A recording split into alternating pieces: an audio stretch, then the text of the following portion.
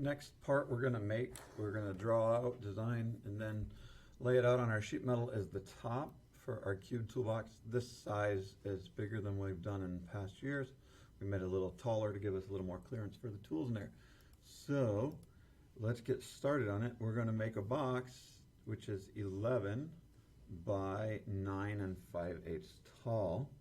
Let me turn on my mouse highlighter, and we're going to go over here to new, so 11 by 9 5/8. So start a new one. Okay, and let's grab our line tool, and I'm going to turn on ortho mode here. We're just going to go 11 across and 9 and dash 5/8 and 11, and I can close the box because my snaps are turned on. Now I'm going to enter that, and here is our overall box. Okay, if I zip back and forth on here, we can see the drawing. Boom, boom, boom. Okay, this is the first offset we're going to do, which is 3/8. We can do that in here. Let's give our name, a drawing a name, and save it first. So I'm going to click on the save button, and we're going to go into our metals folder in your M drive and make sure you save it as toolbox top. I'm going to call mine toolbox top. Okay, and Mr. K, and put your hour on there, and then hit save, and that should change. Let me do this. I'm going to put for video just so I know which one is what. You don't have to do that. All right, now it should show up as your name there, and we are going to offset our top tab 3/8. So 3/8, enter, select it, and bring it in towards the box. All right, so that's done.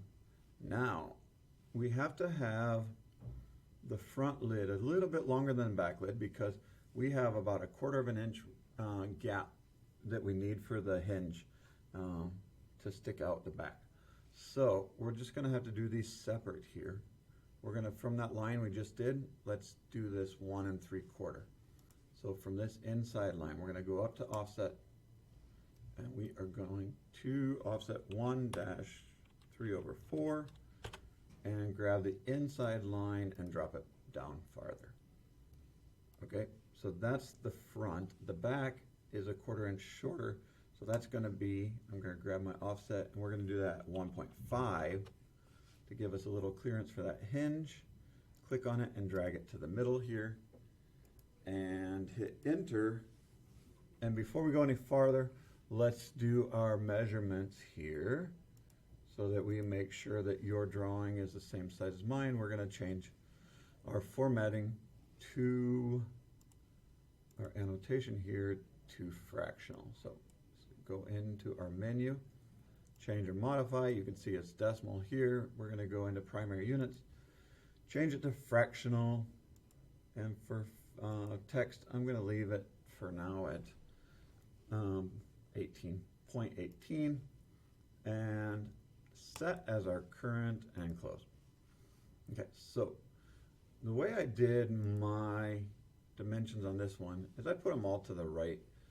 Makes it easy to read, and then I did the overall dimension here. So let's try to do that real quick, and then we'll worry about those little tab pieces coming. So let's grab dimension from here to here.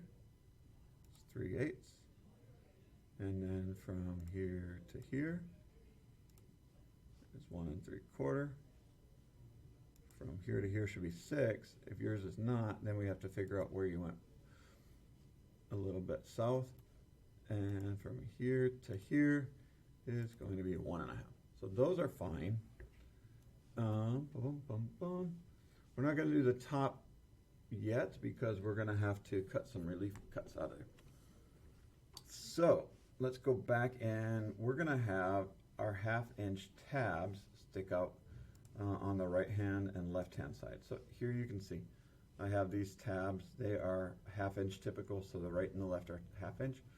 So let's lay those out with our offset tool as well. Grab offset, come over here, set it to 0.5, and we're gonna click the left side and bring it into the middle, click the right side and bring it into the middle. Okay, and in reality, when we're laying this out, you only need those points because we can use our corner notcher for it, but on the print, we want it to read. So I'm gonna grab my line tool, I'm gonna go down here and we're gonna turn on our polar tracking just like when we did the bottom. Okay, make sure you can pull up the arrow, make sure it's set to 45. Okay, I'm gonna go to the inside intersection here, drag it up and enter. Remember, we're going past, so it doesn't snap on this line somewhere and give us the wrong coordinates. There's 1, there's 2. Since there's only 4, it's sometimes just easier to quick draw them. Otherwise, you can use move and copy and paste, but or with this copy tool. But I think that's just going to complicate things a little bit here. I'm going to zoom in so I don't have to go so far. Enter and down. And there's my polar tracking. And let's do a couple more here. We're going to go here. I like that. And here. Now what I haven't dove into was using our hotkeys or our typing for lines and stuff. But if you take advanced AutoCAD, we can get more into that. Now we want this to be, let's go and see how this looks here. We want this to be notched like this. And then this is our tab that folds over. So we're gonna put an angle on there. It could be 60, it could be 45. Because we have it set at 45, we'll keep it there. So let's just go from here up to 45. Makes it easy to use on the notcher as well. It's just to give us a nice finished edge so that that inside fold on our hem doesn't run into our tabs on the side. Now let's go clean this all up with our trim tool. I can long hold and kind of draw this line in here and make all those disappear at once if I want. Speed things up, do a little loop-de-loo. Okay, otherwise you can just go through and go click, click, click.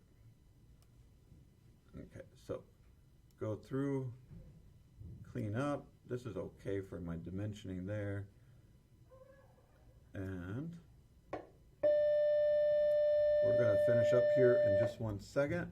I got class coming up, but I wanted to get this video in so you could have it for tomorrow when we have class time. All right.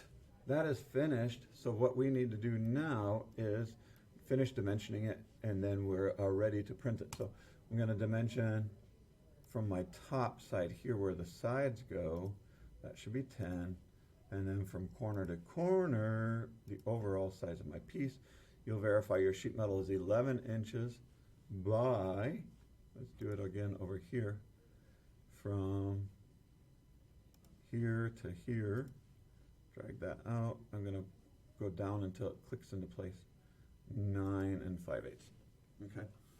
And let's see, we should put in this 1/2 inch hem on at least right or left. I'm going to do it over here because this is already kind of getting messy. So we're going to go here. From here to here is 1/2 inch. Okay. I have my hems. I have my distances. Overall distance, the size of my hem, the size of my tabs. That should be it. Put your name on it with the text here. Put your hour as well and what part this is. So I'm going to put K, toolbox top. Okay. And then you can, I'm going to hit save one more time. Let's see. I suppose I should probably set it up on paper mode here and make sure it looks good to print.